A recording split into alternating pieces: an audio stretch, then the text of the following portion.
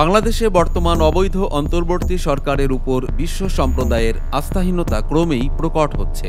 যুক্তরাষ্ট্রের পর এবার বাংলাদেশে উন্নয়ন কর্মসূচিতে সহায়তা বন্ধ করতে যাচ্ছে সুইজারল্যান্ড সরকার। গতকাল বুধবার সুইজারল্যান্ডের সংবাদ মাধ্যম লুইস ইনফোর এক প্রতিবেদনে এ তথ্য জানানো হয়েছে।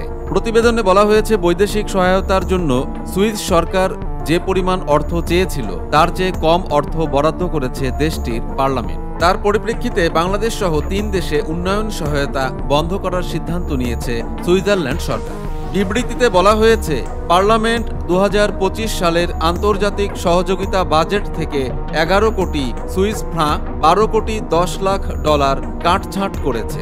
এছাড়া ২০২৬ থেকে ২০২৮ সাল নাগাদ আর্থিক পরিকল্পনা থেকে ৩২ কোটি ১০ লাখ সুইস ফ্রাঁ কাটছাঁট করা হয়েছে। এতে সুইস সরকারের দ্বিপক্ষীয় অর্থনৈতিক ও বিষয়ভিত্তিক সহযোগিতার পাশাপাশি বহুপক্ষীয় সংস্থা মিলিয়ে গৃহীত কর্মসূচির উপর প্রভাব পড়বে। প্রিয় দর্শক, সমকালীন সব চমৎকার খবর ও বিশ্লেষণ দেখতে সাবস্ক্রাইব করুন আমাদের চ্যানেলটি।